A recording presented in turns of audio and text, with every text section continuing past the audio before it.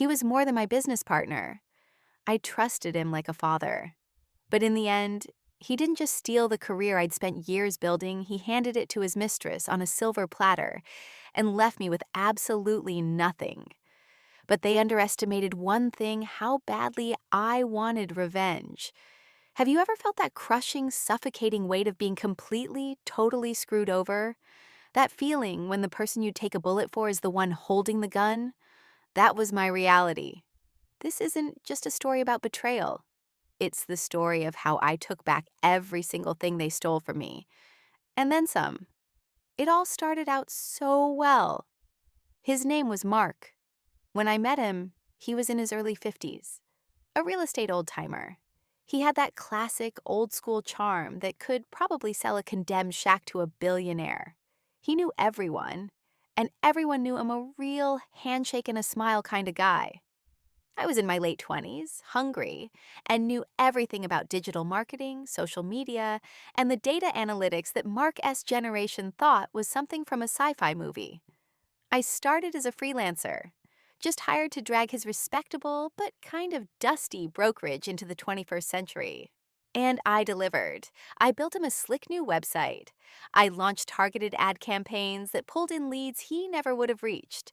I made virtual tours and created a social media buzz that made our listings the hottest properties in the city. We were a perfect match. His experience and my innovation, the yin to his yang. Within a year, we weren't just a broker and a freelancer. We were a team. We were closing multi-million-dollar deals like it was nothing. Our little firm was becoming a powerhouse. Mark really took me under his wing. He'd call me his secret weapon at industry parties. He'd tell stories about my marketing skills, like a proud dad bragging about his kid. He'd say things like, "This one right here, she's the future. I am just the old dinosaur who got lucky." He taught me the art of the deal, how to read a client, the stuff you can't learn in a book. In return, I built the engine that drove our success. I was pulling 80-hour weeks, not because I had to, but because I was all in. I believed in what we were building.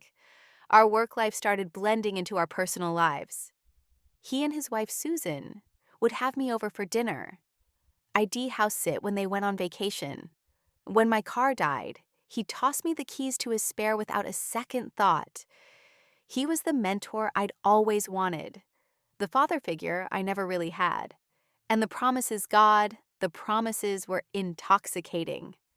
"Kid, we're going to be partners," he'd say, slinging an arm over my shoulder after a huge close. "Just give me time to sort out the legal stuff. I want to do this right. You're not just an employee, you're family." And I believed him. I trusted him so much that the idea of getting our deal in writing felt wrong, like an insult. Why would I need a contract with family? Sure, on paper, I was a freelancer. But in every way that mattered, I felt like a co-owner. I was building my future on his word. For years, his word felt like solid ground. It turned out to be the biggest mistake of my life. Things started to get weird on a Tuesday. I remember the day because we'd just closed a massive deal, and I walked in expecting a celebration. Instead, Mark called me into his office. He had this strange, almost giddy energy. "I've hired some help," he announced, motioning to a young woman in the visitor's chair. "This is Amber." She was probably a few years younger than me, wearing a blazer that was a little too tight and a skirt a little too short for our office. She had that fake, bubbly personality that just makes your skin crawl. She stood up, gave me a limp handshake, and her smile never quite made it to her eyes. "It's so amazing to meet you," she gushed. "Mark has told me everything about you. You're like a legend." My guard went up immediately. Mark had never hired anyone, not even an intern, without weeks of talking it over with me. We were a two-person army. He just did this without me, a total break from how we operated. He said Amber would be an assistant to handle admin tasks and free me up for more big-picture strategy. It sounded plausible on the surface, but my gut told me something was off. At first, she was sickeningly sweet. She'd bring me coffee, praise my work, and ask what seemed like innocent questions about our process, our clients, our marketing. She was especially curious about my client database, the curated list of rich buyers I had spent years building. She didn't act like my assistant. She acted like Mark's personal protege. She'd laugh way too loudly at his terrible jokes. She'd stay late not to work, but to hang out in his office listening to his old war stories about the 90s real estate boom. I watched as Mark, a man I respected for being so sharp, became completely captivated. He was a moth drawn to a cheap, flickering candle, and I could already smell something burning.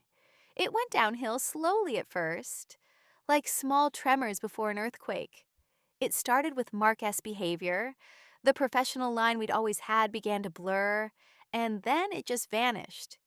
It usually happened after work when he and Amber would go for a quick drink that always turned into four. He'd come back to the office slurring his words and just overshare. He'd complain about his wife Susan, their non-existent sex life, the constant fighting. It was so uncomfortable. Then he'd pivot to making gross comments about other women, even clients. One night, he looked right at me, with Amber smirking next to him, and said, "You know, you'd make a killing if you just wore tighter dresses. Sex sells, kid." I was disgusted. The father figure was gone, replaced by this sleazy old man. It wasn't just unprofessional. It felt like a total violation. Then he started shutting me out. Meetings I should have been running were happening without me. I'd walk by the glass conference room and see Mark and Amber huddled close together. When I'd ask about it, Mark would just brush it off.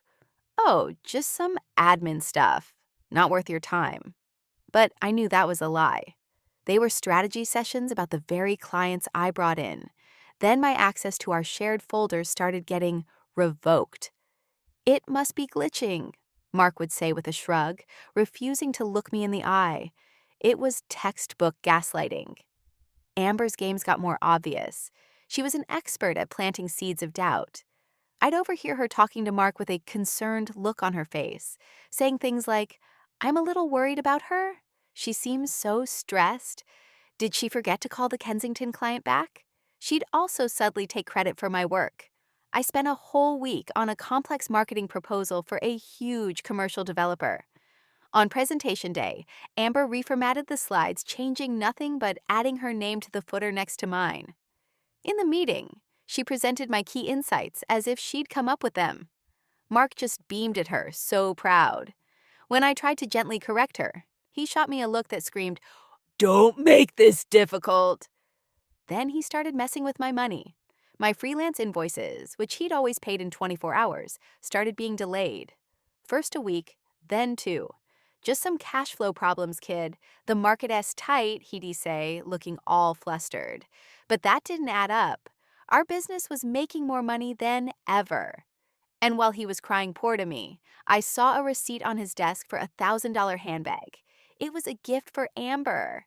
I saw him showing her listings for a new sports car. His lifestyle was suddenly getting way more expensive, while my paychecks were being held hostage. The real breaking point was when I found out they'd gone on a business trip to Miami together. A trip I knew nothing about. They came back with tans and a bunch of inside jokes, acting like a couple on their honeymoon. The pretense was over. The affair was now an open secret, a toxic cloud that filled our tiny office and made a joke of everything we'd built. I finally had to confront him. I waited until Amber left and walked into his office, my heart pounding in my chest. I laid it all out: the late payments, being cut out of meetings, the gross comments, the blatant favoritism. I asked him what was happening to us, to the partnership I thought we had. He didn't even have the decency to look embarrassed. He just leaned back in his chair with this cold, hard look on his face. "You know," he said, his voice dripping with condescension, "I think the problem here is you. You've gotten complacent. Maybe you're just jealous that someone with fresh energy is shaking things up." Jealous? I felt like I'd been punched in the stomach. I wasn't jealous. I was betrayed. The man who called me family was now looking at me like I was just in his way.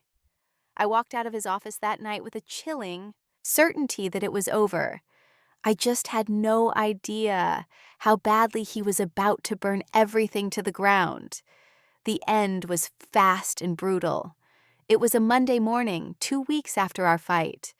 I pulled into the parking lot, coffee in hand, ready for another miserable day. I walked up to the glass door, put my key in the lock, and it wouldn't turn. I tried again. Nothing. Confused, I looked inside. The office was dark and silent.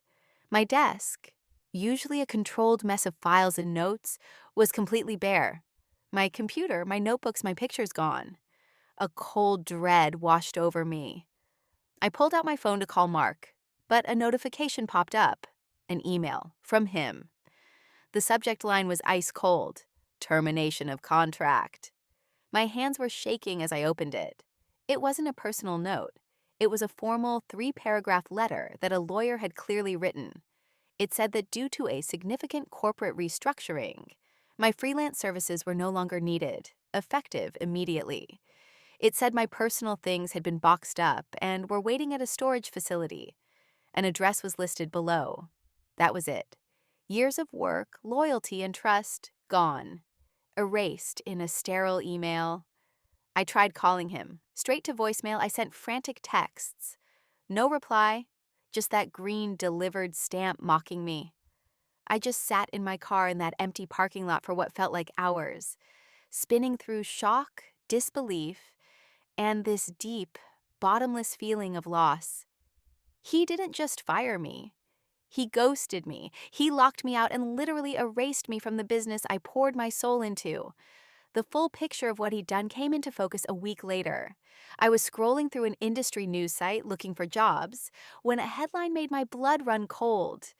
Real estate veteran Mark Reynolds launches Ascend Properties, a new luxury brokerage with rising star Amber Knight. There was a picture of them. Mark looking smug and revitalized, his arm wrapped around Amber's waist. She was beaming, looking like the cat that got the cream. The article was a total puff piece, full of quotes about their dynamic synergy and vision for the future. My stomach dropped when I clicked the link to their new website. It was a carbon copy of the site I designed, just with a new logo. The branding, the slogans, the marketing, it was all my work. I scrolled down to their listings. It was our entire portfolio, my clients, the relationships I had built. He hadn't just shut down the firm, he'd stolen it. It was a shell game. He shut down our business only to immediately reopen it under a new name, with her as his partner. He stripped me of my career, my income, and years of my life, and handed it all to his mistress. I had nothing. Absolutely nothing but boxes of my old life in a storage unit, and a fire burning inside me that was hotter than the sun. The first few days were a blur of rage and tears. I felt hollowed out. Every time I closed my eyes, I saw that photo of them, smiling on the website they built with my stolen work. The feeling of being so powerless was suffocating. I went to see a lawyer, my voice shaking as I explained everything. He was sympathetic, but blunt. Since I was a freelancer and had relied on Mark's verbal promises, my legal options were weak. A lawsuit would be long, expensive, and probably a losing battle. "He played you," the lawyer said, "and he did it well." Walking out of that office, something new started to form inside me, pushing past the grief.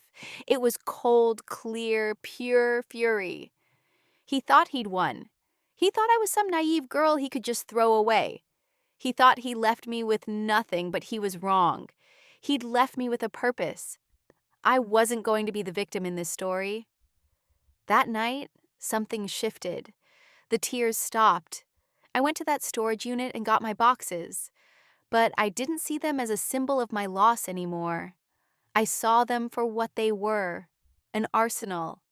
I spent the whole weekend fueled by coffee and rage, piecing it all together. I made a timeline, documenting every broken promise, every late payment, every gross comment. I dug through old emails, texts, and my own notes, building a perfect record of his deceit and her manipulation. Every piece of evidence was another log on the fire. I realized my best weapon wasn't a lawsuit. It was the trust I had personally built. The clients he stole, they didn't trust the firm, they trusted me. The person who took their calls at 10 p.m., who remembered their kids' names, who guided them through the biggest decisions of their lives. Mark was the face, but I was the relationship. My revenge wasn't going to be about screaming or breaking things, it was going to be about strategy. It was chess. He'd made his move, took my queen, and thought the game was over. He had no idea I was about to checkmate him from across the board. I wouldn't just get even. I would dismantle the empire he stole, piece by piece, and build my own on its ruins. My plan had two parts: professional annihilation and personal implosion. First, the business. I used what little savings I had left and registered my own agency, Nexus Realty. No fancy office, no flashy expenses. Just me, my laptop, my phone, and my deep knowledge of the market. My weakness being a lean one-woman shop was now my greatest strength. While Ascend Properties was paying for a high-end office and Amber-esque luxury car, I had almost zero overhead. That meant I could be more competitive. I started calling my old clients. I didn't trash talk Mark or Amber. That would have been unprofessional. I was calm, direct, and honest. As you may know, I've started my own firm, I'd say. I was the one who managed your portfolio and built your marketing strategy, and I'd be honored to continue working with you. I offered them a slightly lower commission rate, which I could afford because of my low costs. One by one, they came back. The first client felt like a win. The fifth felt like a revolution. A major developer whose account was worth millions dropped a cent and signed exclusively with me after one phone call. He said, "Mark's a good guy, but you were always the brains of the operation. We're betting on you." At the same time, I was setting the stage for the personal revenge. I knew Mark's biggest vulnerability wasn't his business. It was his wife, Susan. She was a proud, smart woman from a wealthy family, and she controlled a big chunk of their shared money. I also knew from his drunken ramblings that he was using their joint funds to finance his new business and his new life with Amber. I planned my attack carefully. I put together a small, damning digital folder.